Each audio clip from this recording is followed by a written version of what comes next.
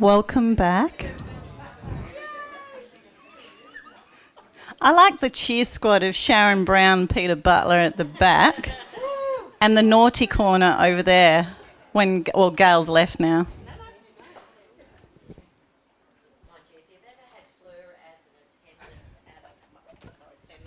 I am the worst student ever. I was a heckler at Sharon Brown's seminar, a really cool seminar, by the way. Okay, this is a little business tip, and I chose business systems because it's directly related to our topic of do you need an exit strategy. So as we mentioned in passing before, a system is something that has a beginning and a bunch of steps with an outcome. Now that's a key point. You need to know the outcome you are working towards in your steps, and then you need to test and measure it to make sure it's successful. And once it's successful, you can replicate it time and time again.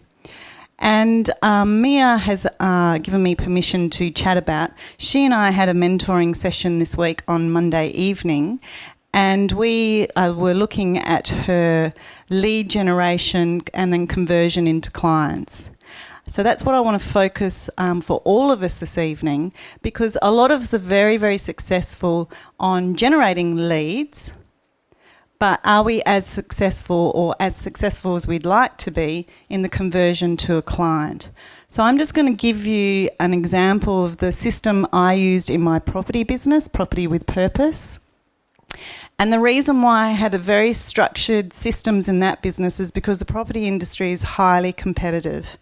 I'm a property educator. I'm not a real estate agent. I don't sell the property, but I'm still working in the education and the property space, which is highly competitive. So I needed to stand out. So I had a very clear strategy. So I'm sharing this with you just to give you an example, not just to say it's the best or anything like that, but just to give you an example so that it'll assist you to work out your own. So we're going to do it in the context of a networking event because that's where we are. So what I used to do is I used to meet people in a networking event. I would then have a conversation, determine whether there's enough rapport or interest both ways in what I do with what they do, and if they were my ideal client. I had a very, very specific picture of who I chose to work with in that business. It was professionals, normally university trained, not always, and they had a certain net income worth. The reason why is so they could afford me.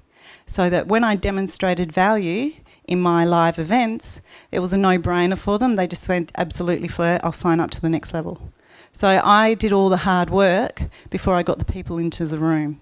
So therefore my conversion from my seminar attendees to workshop or mentoring was extremely high, and the reason for that is because my process from lead to initial first contact as a client, I took them through a qualifying process. What that qualifying process was the conversation. So if they were unemployed, I would still connect with them, but wait until they were employed. Or if they're a student, I'd still connect with them on my e-newsletter if they gave me permission, and then reignite the conversation once I'd had a few years under their belt of earning income. So do you get my drift? So I'm qualifying them in every single step. So if I've got the ideal client in front of me, they're happy to connect with me. We exchange business cards.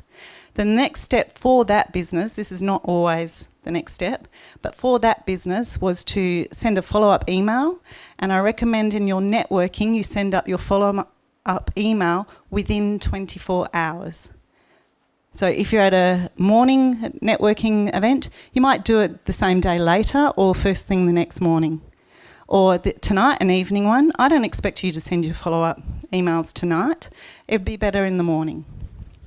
So I really encourage you to get into that habit, because you know what? Not everyone does it. And that's powerful. You will stand out and you will demonstrate you valued that person, and you're already streets ahead of developing a relationship with that person. Okay, really important. So I would send an email saying, hi, thank you very much. And if anyone's seen me in a networking room, I'm generally holding a bunch of cards with a pen, because I've got a memory like a sieve, and I write down something that I discussed with that person so I can personalise that email. Yes, I do use email templates in terms of successful emails I've used that have generated a lead into a client, but I always put something personal in there so they don't feel like they're part of a system, but they actually are, because that's how business works, and that's totally fine. That's not offensive. What is offensive is when you had a particularly engaging personal conversation and then you make no reference to it.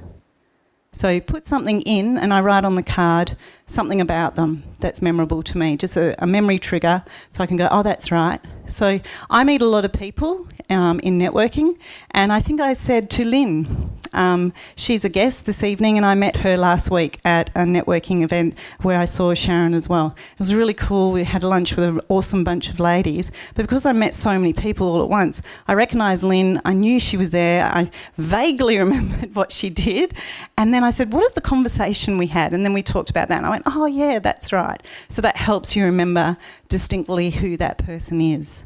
So I then send them an email because of the follow-up email, and asking them, hi, thank you very much, talking about the personal thing, really great to connect. Are you interested in receiving more information about what I do in property education? If they responded with yes, then I've sent them a 2-page document. So this is my qualifying document. It was a 2-page document which summarised what I went through in the seminar. It then went through what the outcomes were should you attend it, and then it had a few testimonials. So it was a 2-page document. If they weren't into that, then it meant they weren't the right client for me, and you just move on. As in, if they want to stay in contact and be on your monthly newsletter list, that's fine, because they may not be ready now, but they might be in the future. Their circumstances could change. But just don't worry about it. If they're not into it, they're not into it. Move on. You know, still be elegant and delightful in that process, but don't take it personally. And that document was key for me to qualify my audience, because I only had 12 people in my seminars in my property business. I'm now doing them online, not live, because this big event is enough for me for live events. And I only had 12 people in the room. And they were highly qualified people. They were right clients in the room, and I had an extraordinary success rate in conversion from the 2-hour seminar to a full-day workshop. And the reason is because I had the right people in the room, because I'd qualified them. Okay, so that's the system I was using, and generally a large proportion, if they were the right person, would book to attend the seminar. So that was my system, from meeting them at the networking meeting. Then I had those steps that I've just described, with a few variations according to the personality or the needs of the person. But the outcome was for them to book the seminar. So that was my system for conversion from lead to new client in that business. Does anyone have any questions in terms of that, describing a system where it has a beginning, a set of steps, and an outcome that you repeat over and over and over again? And what that means is you can replicate yourself. Don't ever think, because this is ego talking, don't ever think you're not replaceable in your business. Because if you set the business up well, you absolutely are. Sorry if that offends anyone. So is there any questions about thinking about a system? So in your business world, whether it's your own business or whether it's you in your business life, your business career, what's your outcome? What do you want to achieve when you meet someone in a networking event? So what's the point? What's the journey that you want to take them on with elegance and grace and style, with their permission? So that's what I want you to think about, and take just a few moments now to write down what that is. If you've got any questions, just put your hand up and I'll come round and have a chat. I'll just put some music on. Okay. Has everyone got something down? Doesn't matter if you're not finished, because if you're not finished, you can just have homework. Home play, I think they call it at schools now. So don't worry if you haven't got it all down. Just have parts of it. What I just want to plant the seed is your success that you're already achieving, and all I want you to do is to write it down and then replicate it. Because the advantage Meyer has in her business, this is exactly what we did on Monday night for her, and she had a set target for conversions in January, and she didn't realise she totally obliterated it, and I'm like, how cool is that? So clearly what she was doing was working, so we wrote it down step by step, but now she's documenting it in more detail, and guess what now she can do? Hand it over to her team. So if she's got a team of 5, there's now 6 people doing it. If she's got a team of 10, then if I was her, I'd just go team, go. And then she doesn't have to do it. She can focus on something else. Okay. So what I'd like you to do now is, because we've talked about it, we've written it down, but now you need to stand up and go describe it to someone else in the room. So very succinctly and briefly. It's just meet someone, I do this, I do this, I do that, and that's the end result. And if you haven't got all those steps, just say, I meet them and this is my end result. I'm working on the middle. Okay? Any questions? Okay, go share with someone you don't know and put your hand up if you haven't got a partner. I know, we're all knowing each other very well. That's going to get really difficult. Good problem to have, I say. Good problem to have. Okay. Has anyone got something amazing they want to share? Or just something interesting, or just something they want to share? You don't have to. Just, Peter.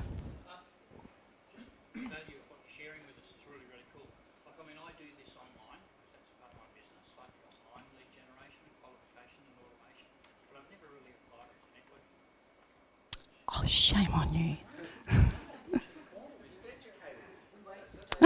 Peter felt uncomfortable, is now enlightened and educated. Yay to Peter. Thank you, Peter. I appreciate your feedback. And just on feedback, I love feedback. I particularly love positive feedback live in the event. So if there's something you're really not into, just tell me the next day. Because I'm just going to look at you, not because I don't love you, I'm just going to look at you and go, I really don't care right now. I'm in the middle of the event. Can you see me live in the middle of the event? Just a little tip. Hopefully you'll still be okay with that. Ed? I think one of the things that came to light with the conversation was that you need to give people or find out what people's preferred option is of conversing. Because if you're looking at an NLP, neuro-linguistic programming base, then some people want to talk on the phone, some people prefer to meet in person. So finding that out as early as possible is going to improve your chances of going to the next step. Yes.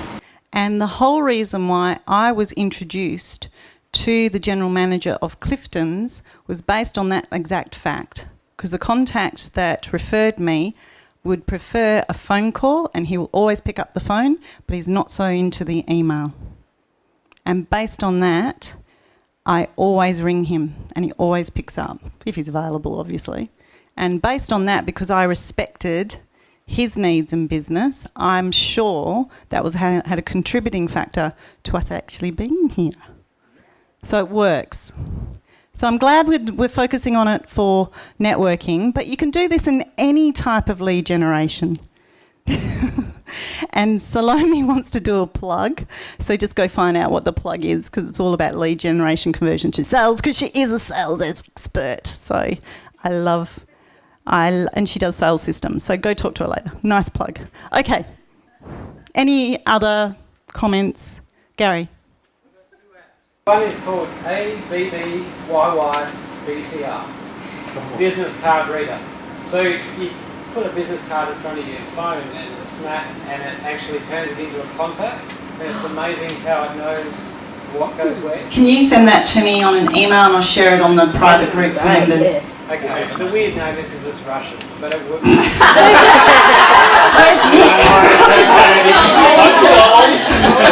Okay, so now I'm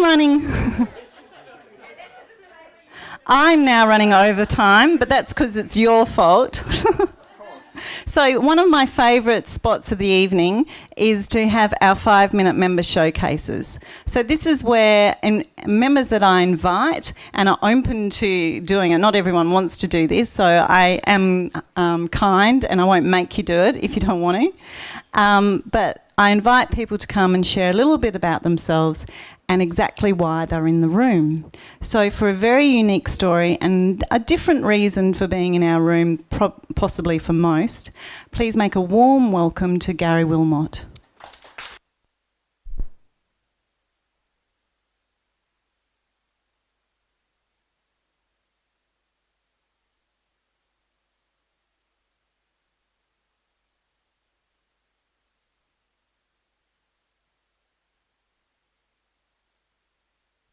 Work in IT, would you? Okay, good evening everybody. As you can see, my name's Gary, and to my online friends, I'm actually known more commonly as No More Mr. Fat Guy. The reason for that I will explain. I'll give you just give you a very brief whirlwind tour of my story. And I'll take you back to the mid-80s. At the age of 15, I was an active member of the Sea Cadets in the UK, and I was very much pursuing a childhood dream of joining the Royal Navy. And at the age of 15, that was all kind of ruined because at the having passed the entrance exam with flying colours, and I went up for the second one, and during the medical examination it was discovered that I had a hearing loss. Now, that hearing loss rendered me unsuitable for active service, and the childhood dream was over. Now, unfortunately for me, what I allowed that to do was I allowed it to colour my worldview. I allowed it to affect my mindset, and I pretty much fell into the kind of lifestyle that was just presented to me. I just let life happen to me. I just really fell into a life that was based on the template of what I saw around me. And that was really a life that was based around working 40 hours a week, earning just enough money to pay the bills, and then having enough left over to go out on the weekend, get drunk, smoke too much, drink too much, eat junk food, and then on a Sunday recover from the hangover and then worry about how you were going to clean that half-eaten, cold, congealed kebab off your best disco shirt. Now, it sounds like a lot of fun, and at the time it probably is, and it seems to be the lifestyle that the vast majority of people seem to follow. But the net effect was I turned it off. The net effect was at the age of 42, I was actually an incredibly unhappy, although people would think with a few beers inside me I was very happy, I was actually quite unhappy, negative mindset, very bitter, very sarcastic, and I'd really given up on dreams, really given up on hopes, and I was just letting life happen to me.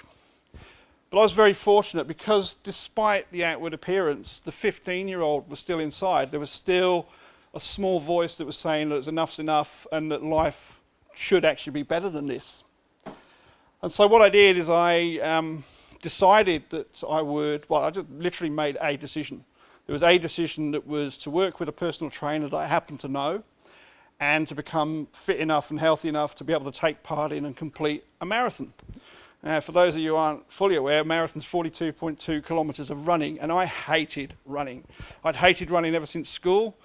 At school, the cross-country course was an excuse to have a crafty cigarette halfway around as soon as the teachers were out of sight. But we spent 6 months establishing a basic foundation of fitness, and then a further 6 months where I became a runner. This was at the end of Fremantle 10K fun run. The picture on the right, the one on the left is obviously before. Grumpy looking bastard. But yes, I became a runner, and then there was another 6 months from there training for the Perth Marathon. And in June 2013, I took part in Perth Marathon, and after 6 hours and 47 minutes crossed the finish line.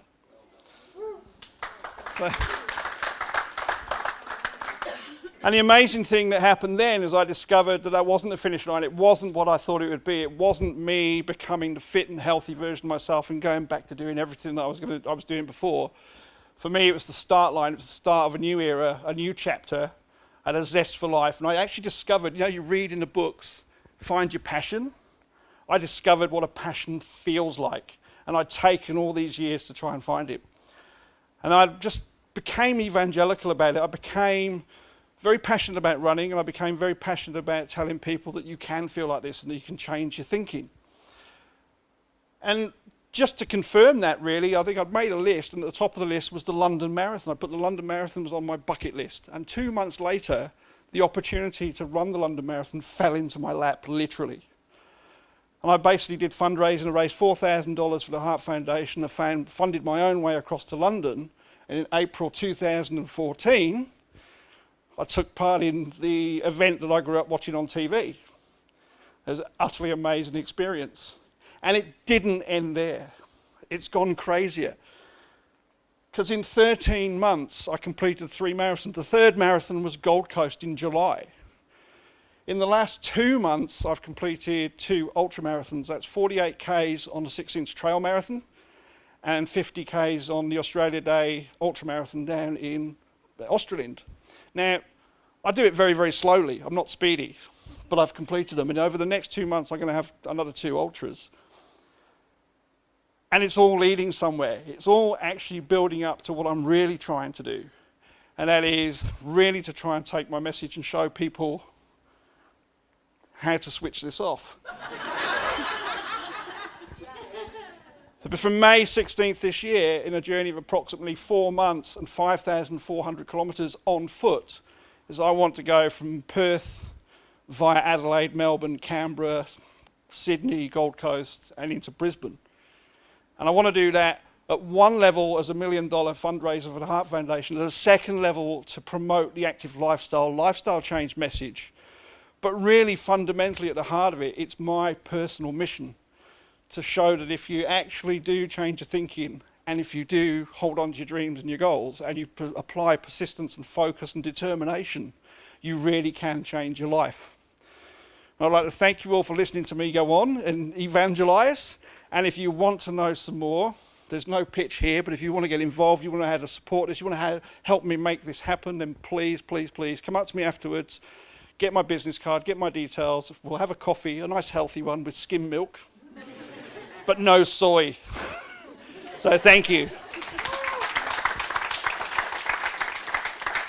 I'll turn it off. You should be speaking in schools. Did you feel the energy? Did you feel the passion? Did you feel it in his voice and his whole being? And it was like electricity in this room. Go forth and do it, man. Okay. Narelle Manser-Smith. It's a joy to have her here in the room because she is one of the first artists that I ever worked with, and oh my goodness, there's 3 of you in the room and I could start crying. It is Narelle Manser-Smith, Carol Hazel and Carolyn Rhodes Thompson, and they are still with me, and I can tell you I made a hell of a lot of mistakes in interactive arts, but Narelle is this soulful, beautiful person, and she is a talented professional artist, and it's my absolute joy to welcome her to the stage. Narelle Manser-Smith.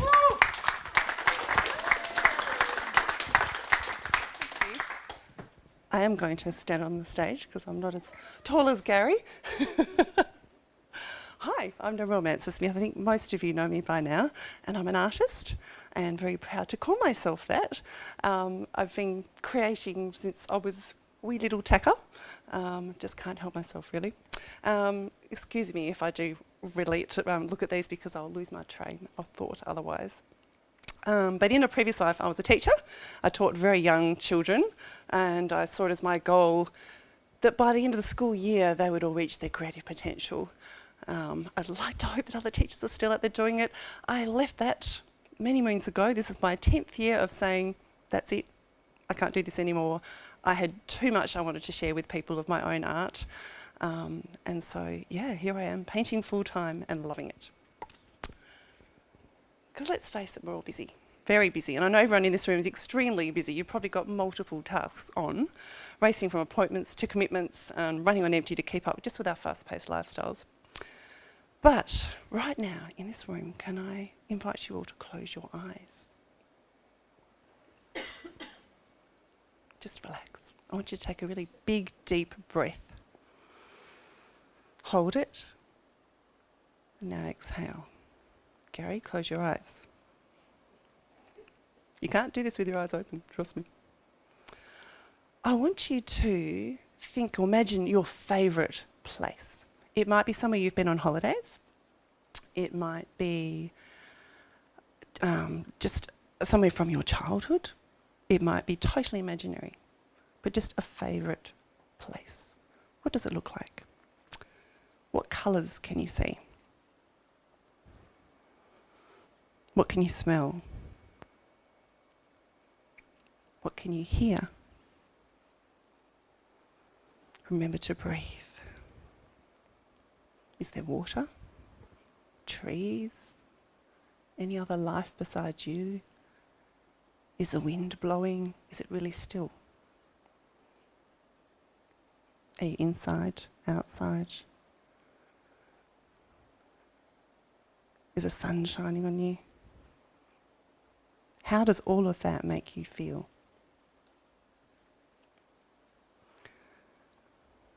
Now open your eyes. Did you enjoy that? Yeah? I can't do much in like half a minute. But all of that is coming from your experiences. Whatever you're seeing is part of your story and who you are. And I don't know if we're all taking enough time to actually enjoy what we love.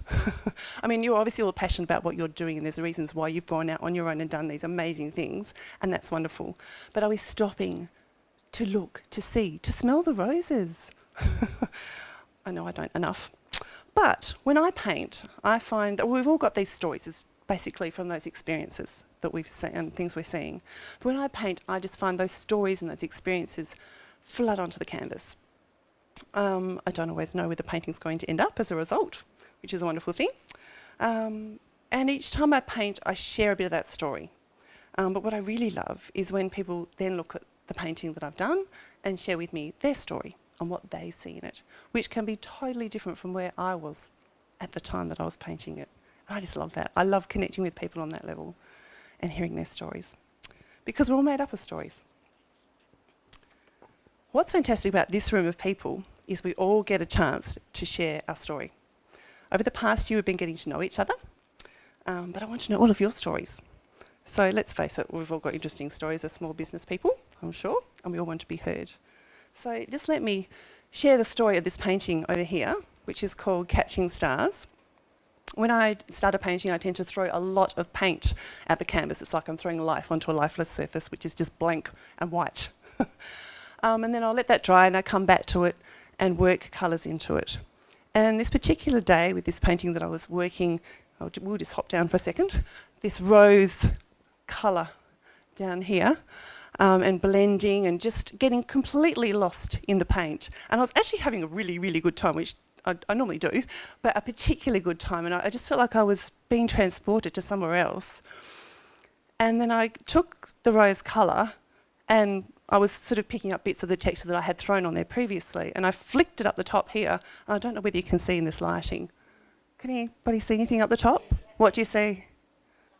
A star. It just jumped out at me. And then I realised that there was an arm reaching up to the star, and then the person just came from what I had been blending, and it still gives me goosebumps. It's I mean, every painting's special to me. This one particularly isn't. It's very easy for me to talk to you about. But I just have these little things that happen and it's subconscious. I can't explain it. Anywho, a few weeks later, I discovered I was pregnant with my first child. And because I just felt like someone was talking to me in the whole universe. And yeah, here's my little star. He always will be. So, very quickly, because I'm getting to wrap up. I told you I needed cards. You might see something completely different in that painting, by the way. I've probably made it way too obvious now, telling you my story first, which is why I was Ask Me Your Story first. What can I offer you in your business as an artist is I can listen to you and your story and what's important to you and what you want to say in your place of business or your home, what colours are important to you, what things and experiences are important to you. And I just love that. So if anyone else wants to chat to me about that, come and see me. Thanks a lot. Thanks for listening to my story. Thank you, Narelle. And Narelle Manser-Smith, in the heyday of interactive arts, was one of our biggest sellers, and she has held value. She will refuse to discount her art, even when the industry was completely obliterated a few years ago. So if you buy Narelle Manser-Smith, it holds its value. Now, for the fun bit, member news. Kevin McCabe, where are you? Continuing the art theme. Stand up, young man. This man has an exhibition, I need to read it, his representation in New York through Amsterdam Whitney Gallery in the Chelsea Art District, and he's not only going to be there on opening night, but he's just going to be show-poning his little ass around the world in London and Paris, aren't you? Yeah, so congratulations, Kevin. I'd also like to congratulate and commend Kevin because he sent me an email to tell me, and the email was titled Member News. I just went, how much do you rock? So, and Tracy Loebscher and Sharon Atwood, I would like to invite you to spend a minute to share your experience with Out of the Box Biz. Don't look at me like you don't know. You remember we talked about this? Throw me a bone. Sharon Atwood, you have 1 minute. No, I do. My experience with Out of the Box Biz. Thank you very much. Yeah, no, I did know I was going to speak about this, so that's fine. Sorry. Scare Fleur. It's a full-time job. No, essentially, we were having lunch the other day, and Fleur was sort of talking about Out of the Box Biz, and a lot of us, as we've discussed, we get to the beginning of the year and you kind of think, well, what did I do last year and how did that work? And to be brutally honest, I mean, there's a big thing about, we network in multiple groups and generally looking for 3 and what do we want to get out of things. So, Out of the Box Biz, you did make the cut for me for 2015, so be excited. I was culling, I'm back up to four things this year. But essentially, probably the thing I'd share with what I've gotten out of the Box Biz really is the energy of the room, the people that I've met. Obviously, I have gotten business and referrals and leads and things out of being a part of the group. It has an element of quirk, which I like, especially I think some of us, if we've come from a corporate background or things that are a bit more constrained, I think being a part of Out of the Box really brings out something special in a lot of us. And the fact that we are open to feeling uncomfortable and we're open to being a part of the experience of others and being in a very giving environment makes it quite exciting. And but as you say, don't forget where you came from. I've had a very exciting start to this year, so thanks to Fleur and thanks to Zeshan as well, who gave me time on his stage last month as well, which has just been amazing. I've just been coffee chatting all over the place and catching up with people, and it's been brilliant. Thank you. That was after she was on my stage first. Hi everybody, Tracy here. Fleur just asked me to share what I've got out the box, from the beginning. So about a year now, and I think the main thing is, first of all, connections. So I've been part of regular BNI meetings for a long time, and the only reason I moved away from that was just because I needed a change, and not necessarily my target market in terms of meeting other people. So was looking for something different, and Out of the Box was something that came along. And I think the main thing that I like about Out of the Box is that it's not a sales pitch continuously all the time. The great thing is having expert speakers to be able to listen to, from any different topic, and many, all over Perth. So we've got so many expert speakers here, and because Fleur is always connecting and meeting everybody, she is able to bring them, to us without having to book a seminar or be sold into a seminar or anything like that to get to learn from them. And for me, also being able to speak and also get the word out with people in here has helped me build my profile and my brand about what I'm doing and where I'm going.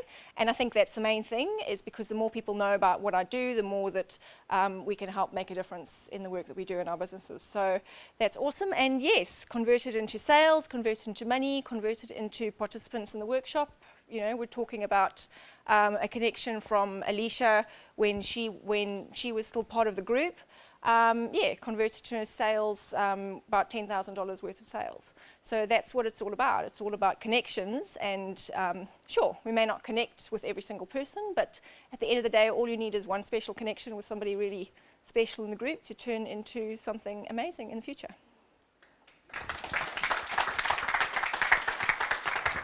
Thank you so much. And just on the note of expert guest speakers, I thank you for giving me the opportunity to comment on that, Tracy, because a lot of the guest speakers that are on this stage, you actually have to pay $100, $150, $200 to hear what they present here, and you get it as part of your membership. Also, I know you're intelligent, discerning adults. And if I have a speaker on stage that is presenting an offer, it is entirely up to you to decide whether it's yes or no. I'm not here to offend you, but you know what? I get expert quality speakers because their condition on being on a stage is, can I make an offer? And I'm starting to get a reputation that I know how to assist them in terms of there are appropriate ways to make an offer on stage. Not every speaker is experienced in that. There's a lot of keynote speakers out there. As soon as they have to give an offer, they completely fall apart. So I'm not trying to offend you when these speakers deliver an offer. It just gets them in the room. So I'm on your side. Okay, so that's my philosophy behind that. And if you want to have more conversation about that, because I know there's a difference of opinion about offers from stage, I'm more than happy to take that up tomorrow, not tonight. And last but not least, could you stand up if you have been nominated in the NIF Next 100 Influential Awards, please? Could we have a round of applause for these people? 1, 2, 3, 4, 5, 6. Thank you. Sit down. Now, just on that, if you believe they're influential in the Perth small business environment, please jump on and vote for them. But if there's anybody in this room that you believe is influential and has not been nominated, well, guess what you can do? You can nominate them. So I mean that in terms of that supporting each other as a community. And how cool is that of how many out-of-the-box thinkers have already been nominated? And there was a little bit of social media, what do you call it? It just, I can't think of the words. No. You know, where it goes viral. So I put it out on social media. I was going to book one table to the awards. We're up to table 4. It's insane. I do have 5 seats still available. I am not going to book a 5th table, but if you want to be on the final table... I'm not looking at him. I'm like going, I am not going to book a 5th table. I am avoiding eye contact, absolutely. And Zishan's a member of ours. This is his initiative, amazing initiative, and he's a member of our box, so how cool are we? Anyway, I do. See how I take all the credit? So anyway, we're on table 4. I still have 5 seats available. So please email me either tonight or first thing in the morning to fill those tables. Unless I get 10 people like that, that's the only reason why I'll do table 5. But I need to focus on my own business, to be honest. Anyway, that's enough about that. So... I also just like to acknowledge these members who assist me during the month and live at the events, because I can't do what I do without assistance from others, and I thank you. Now, Grant's kind of going, when am I going on? Sorry, Grant, I should have given you a timeline. So now to the second half of our content. So do you need an exit strategy? And I warned Grant, because I was looking at how... these gentlemen describe themselves and their specialties, and I, from my humble point of view, I see Robert as the big picture, you know, bully, really, in inverted commas, to get us all scared and to make us feel the pain so we actually go out there and find the solutions. And Grant here, his passion is for strategic planning, developing and implementing financial systems, accounting processes and tax strategies. And I just thank the universe that he exists, because that is so far from my passion that I need people on the planet that has a passion like him. And I mean that seriously.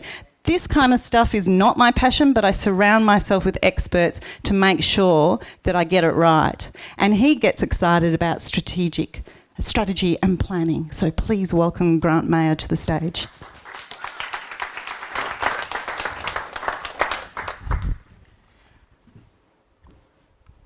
Thanks, Fleur.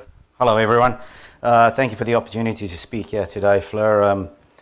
I've never spoken to this many people in my life before, so bear with me. I'll do my best. Just an interesting one, Gary and Narelle's stories I found really inspirational. And I was just wondering, around the room, how many people would love more time, to explore their passions, and who's working, 80-hour weeks or ridiculous hours. And it's quite often in our business we come across business owners that are doing just that. They work for the business doesn't work for them. And what we try and do with Robert is we just try and turn that on its head a bit and get the business working for you. So I'm just putting you in the right spot. Yeah, great, thanks. Is that the right spot for you? Yeah, the way forward? Yep, that's good, thank you. So if so what I'd like to do, my presentation effectively is 3 parts. Firstly, I'm going to give you some really good tips and strategies that you can implement in your business tomorrow to start immediately improving the value and the outcomes that you're getting in your business, so that if you do need to exit, that your business is on the path to investor readiness. The other thing I'm going to do is show you a really cool tool that we use with our clients, some sexy software that you can adopt, an out-of-the-box solution that you can implement in your business tomorrow, and it's a very cost-effective strategy. And then the third is I'm just going to give you what our free offer is to you, some reports and some cool tools that you can access via our website that you might find interesting and valuable to your business. So with your permission, I would like to just tell you some of the 10 top secret ways that you can immediately implement in your business to start adding dollars to the value of your business. The first one is improve your business's financial performance. Now, I often have clients saying to me, Grant, well, what does that mean? We're all wanting to make more profit. We're all wanting to save costs, reduce debt. Well, the first thing I can do, a very simple thing you can start from tomorrow, is get rid of the personal expenses out of your business. Too often business owners are trying to pump in as many expenses as they can to reduce the tax. Now, if you look at what that does in terms of the valuation of your business, it absolutely murders it. If we give an example, I'll just give you run some numbers. A business, say, is making $250,000 profit a year. They sit down with their accountant. The accountant says to them, look, you're on an average or a marginal rate of tax around 40%. You're going to pay $100,000 worth of tax. A few minutes later, when he's recovered from his heart attack or he's regained consciousness, he says, you've got to do something here for me. So the accountant's natural result is we'll find some expenses. If you can reduce your expenses, or increase your expenses, we can reduce your profit and save you a bit of tax. Next thing, him and the family are off on an overseas holiday. They're running through, claiming it as a business trip. I'm just using this as an example, but people are and I think we're all business owners. We're all sort of trying to find ways of reducing our tax and reducing things. So they go off on an overseas holiday, and somehow they're able to justify it as a business trip, and they reduce that, and they run that personal trip through their expense. They reduce the profit by $50,000. Suddenly their tax is $200,000. The accountant says, well, that's wonderful, your tax bills come down to $80,000, you've saved yourself $20,000 worth of tax. Great outcome, the guy's happy as. But what has it done to this business's value?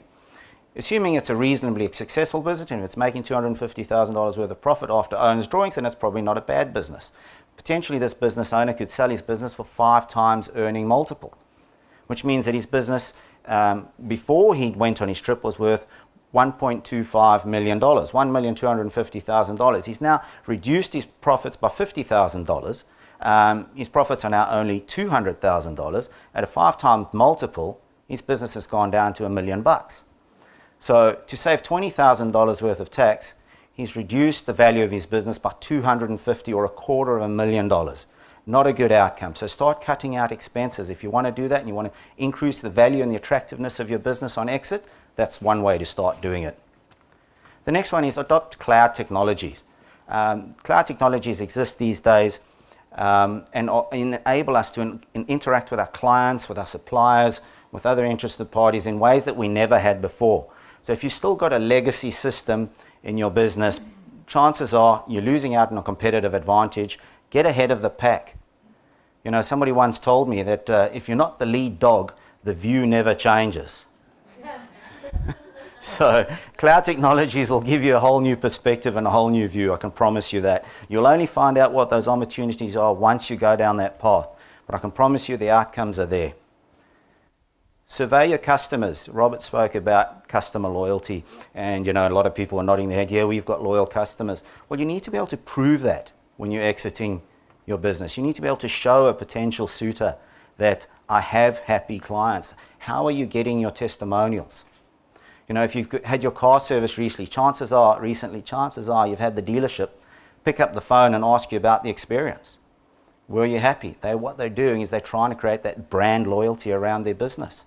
Now you can, or maybe you've got an email with a few simple questions that they've asked you for a few minutes of your time. You should be doing that with your customers. When and how you do it would vary from business to business. But something like SurveyMonkey, you could set up a cheap, and it's just a free, I think SurveyMonkey license, it's free, yeah. It's a free service. So set up a survey and start surveying your clients. And when you get a client that gives you a raving review or says they're happy with something, turn it into a testimonial, document it. Those are extremely valuable when you're trying to argue what the value of your business is. All right, what else we got here?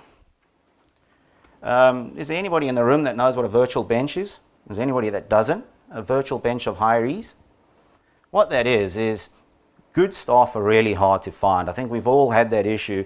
I used to, I assisted once with in a previous life where we set up these franchises for a number of, for a client of mine, and eventually had about 100 of them countrywide. And we used to sit down, the potential franchisors, and say to them, the three biggest problems you're going to have in this business is staff, staff, and staff. And it's true, it rings true every single time they come back to us and say, finding good staff is killing us. So what a virtual bench is you're always hiring. You may not have a position available, but you're always looking at CVs, you're meeting people at networking events, and those kind of things, that all potential employees or staff members or whatever it is. Keep in contact with them, put them on your list as Fleur referred to earlier, just establish that point of contact, find out what their skills are, get a CV, and keep that contact open, because it's an extremely expensive exercise trying to find new staff members or trying to replace crucial employees when they go. So you need to have a list of who those people are in the background, so that when somebody does leave or somebody you need to get rid of them, you can immediately start that process of identifying the ideal candidates, because you know who they are. If you have to then start from scratch, it's a long process and an expensive one. Another important thing that a person will look at when they buy your business is, are you collecting money? Are you receiving your money quickly from your customers? Start looking in your business, how much can you bill up front? Especially if you're incurring costs immediately, you need to be recovering those costs from your clients before you spend them. And it's just a matter of how you have those conversations with your clients that will turn that position around. So bill up front's my tip number 5. Tip number 6, find ways of moving your income up on the hierarchy of recurring income. Now, if you take a look at companies, I recently helped a customer. I'll give you an example. I recently had a client come see me. They were in the construction industry. He said, we see our clients once in our lifetimes, we never see them again. We have no opportunity for recurring income. We worked through the process and we realized there's heaps of opportunities within their client base that they hadn't even thought of. The one thing we said to them, he said, well, we build a guy's home, he's not going to need another home for 20 years. I said, but isn't he an investor? Won't they want to do renovations?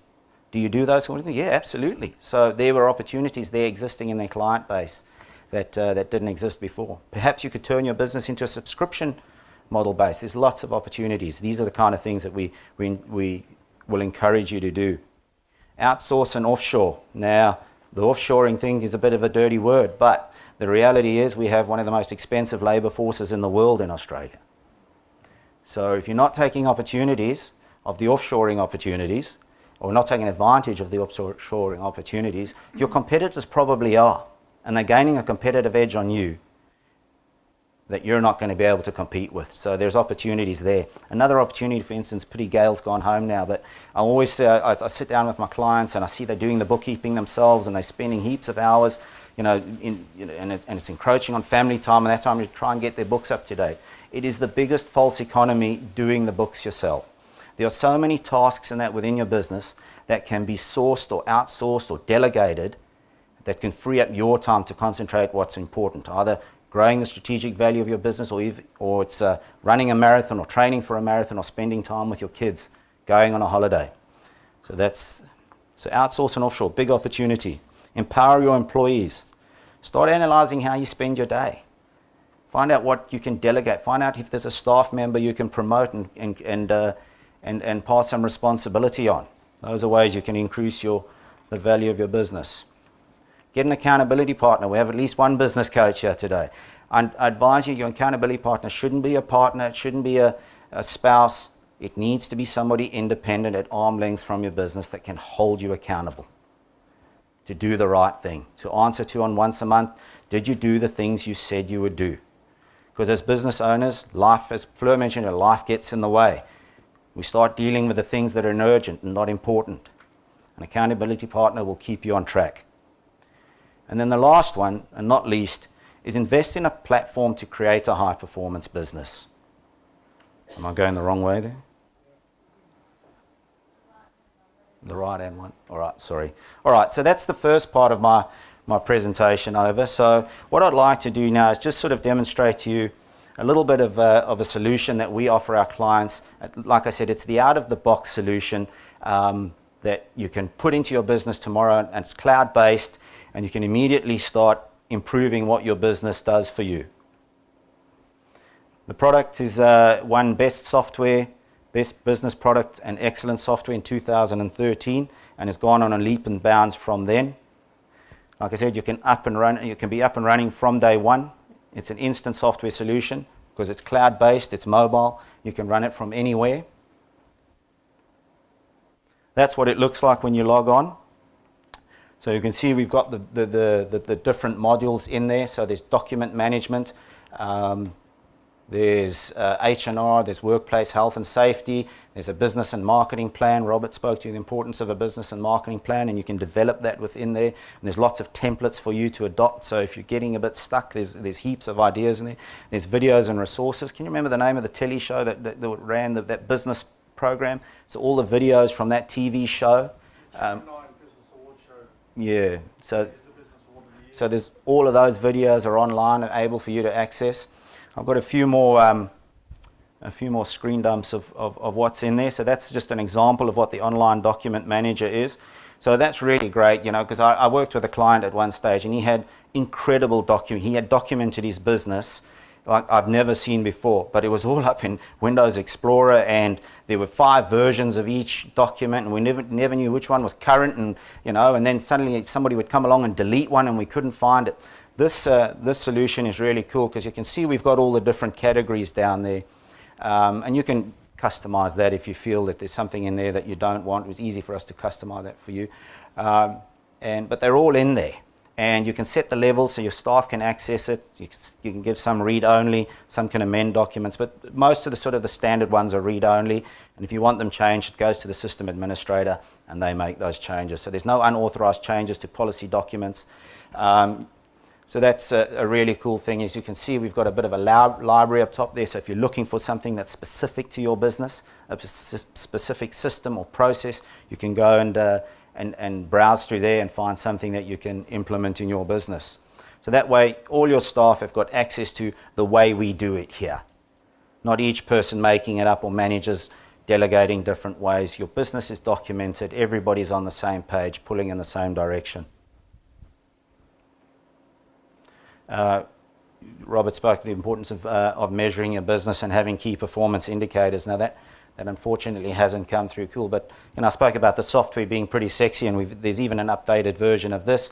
So you enter all your key performance indicators, it'll go to your accounting file. If you've got something like Xero or MYOB online, and we can suck that data directly from your accounting file, it'll update your KPIs, and they're fantastic for your financial management meeting. You're setting all your goals and objectives, and your actions down on the right there. And when you're having your management meetings or you're having a look at how you're performing in your business and are you on track? This will give you a really good idea of where your business is going. There's a bit of a traffic light assessment there as well. So all the green ones at top is where this business is hitting their KPIs. The yellow ones is where they're on par, and the red ones is where they've missed the mark by some way. So it gives the business owner an opportunity at a snapshot to see, hang on a minute, we're not quite achieving what we should, or we are. So really powerful in managing your business.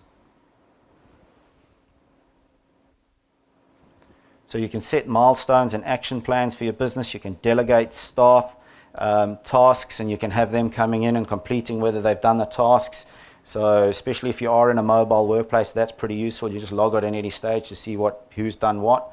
But it also then just creates that accountability record. And the whole thing with getting good staff is making your staff accountable, then having a system whereby you can measure their performance. And when you're running those appraisals, you just log in here, you go through how they've gone through the year, and straight away it's an extremely valuable tool to justify whether, one, they keep their job, two, they get an increase, or three, whether you found a diamond in a rough. And that's normally what the massive value that comes out of this. That there is those action plans that I was talking about, so the staff members log on and they can then say how far they are completed. There's a bit of a gauge on the right hand side to measure how the staff member is performing. So a real cool tool to help you manage your staff. Now, the third part of my presentation is sort of the free offers that Robert has put together for out-of-the-box business solutions. If you go to Robert's webpage, RB, or our webpage, rbbusinesssolutions.com, you click on that advisory board tab down at the bottom right. It'll bring up that screen there, and there's a couple of things you can do from there. You can see it, and I'll show you what they are. The first thing is you'll have the option to go through select all three of those. You can get a readiness report on how ready your business is for sale. There's a nice cool thing which will show you how the value of what the value of your business is.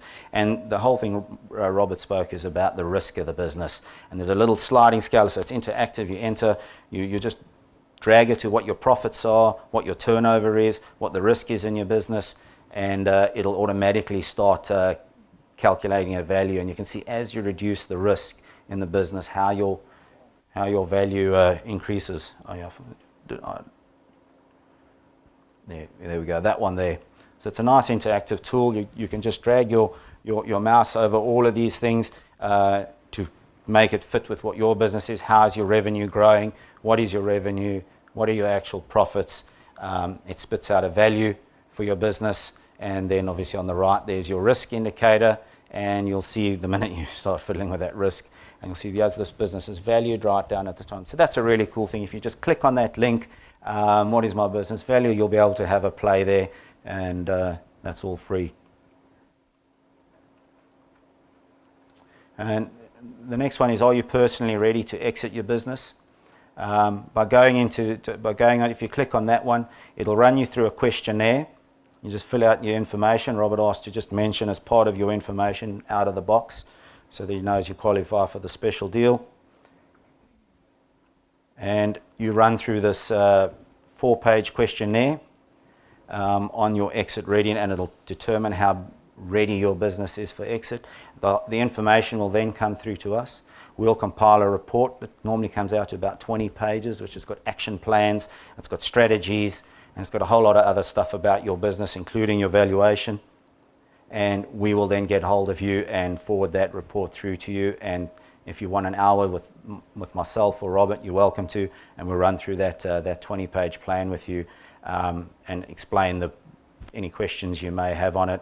And you can take or do what you want. There's no obligation thereof to engage us.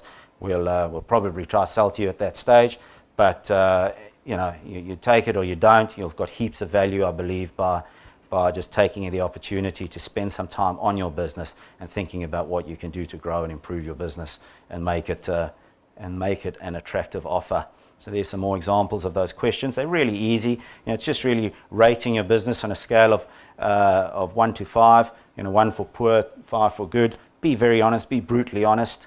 I've seen a couple of these now with a whole bunch of these, and some clients come there and they're kidding themselves about the way they answer the questions, and the other questions sometimes they may be overly harsh on their business. So just give yourself, you may answer it 3 times and get 3 different answers, but the overlying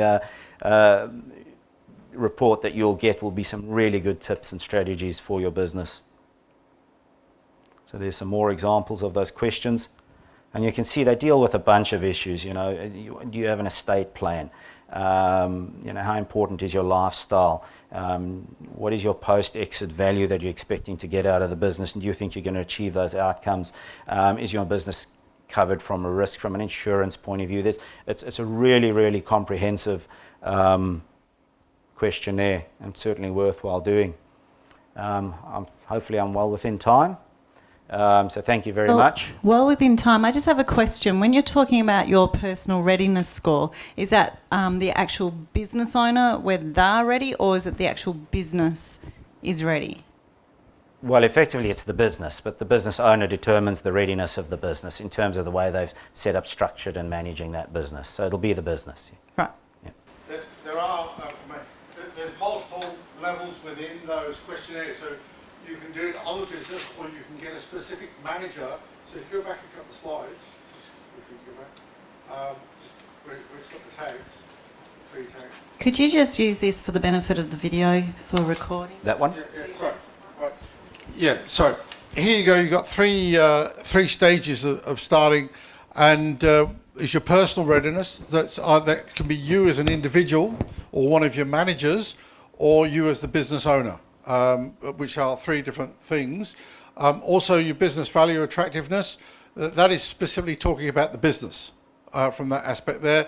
And then the final one is your exit planning readiness, where we touched on earlier, is to scare the heck out of you, is how ready are you with your business to consider exit strategies from that. And that will then take you through a whole bunch of questionnaires from that aspect. And what that does is gives us data analysis, which then the system itself and the tools and the board that we have will then go through and actually then do statistical analysis. And that's where this young lady comes in, because she's a brilliant statistician. Helen, just smile. There you go. She's even working on so much we talk. She's a brilliant statistician, and we then work collectively in identifying gaps and gap analysis.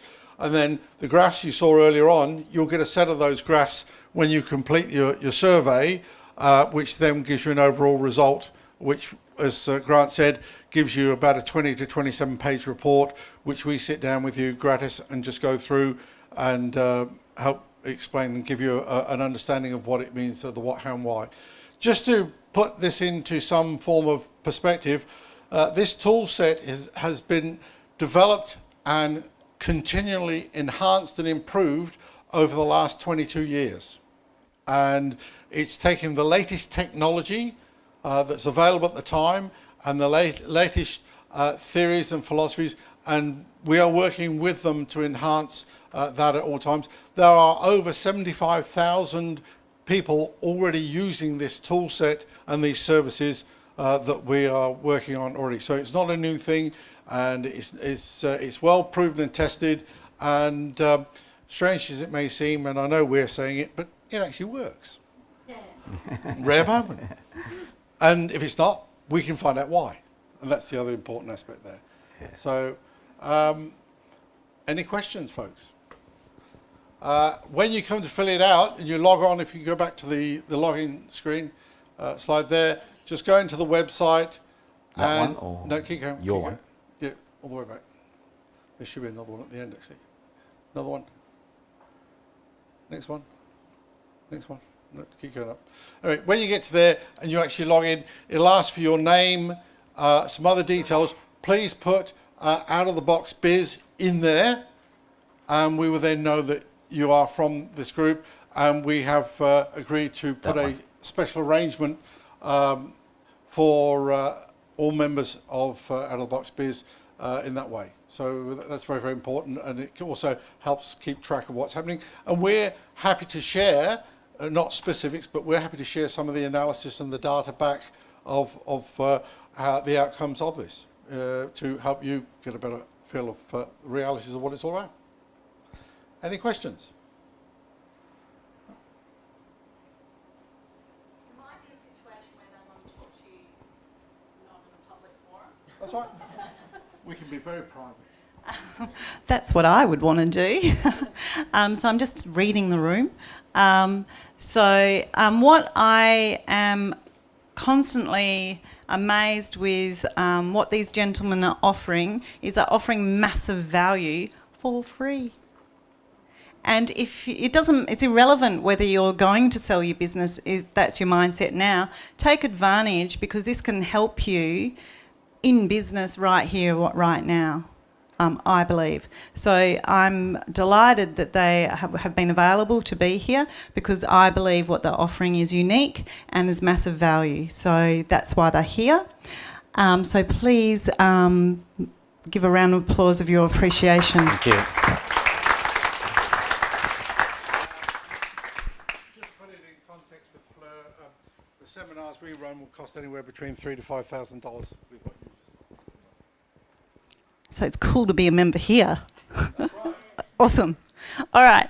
I did say we were going to have our open networking here. I'm concerned that the issue with the lights is still an issue, and I don't want you to stuck in this room in case we have no lighting and we have to hold hands to generate our own electricity. So I'd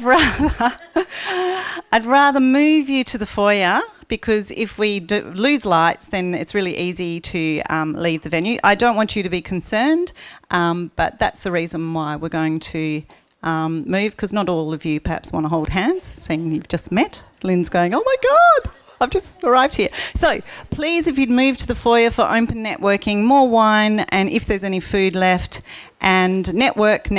Oh, actually, no, sorry. There's just a couple of things I've got to tell you. Oh my goodness, sorry. Sorry, you can leave in just a second. I've forgotten to tell you something. Sorry. It's important. It's the next event. The next meeting, members, is on the 11th of March. How you can use the media to get to #1 on Google, presented by PR expert Sue Papadoulis. I'm also doing a speed networking spot. Never done it before, so we'll see how that goes. And you need to make sure you meet with someone one-on-one, face-to-face, that you've met tonight. That is your homework. Home play. And complete the exit planning success survey, which is what these gentlemen are offering you. That's the 2 things you need to do. The third thing is network. Thank you very much.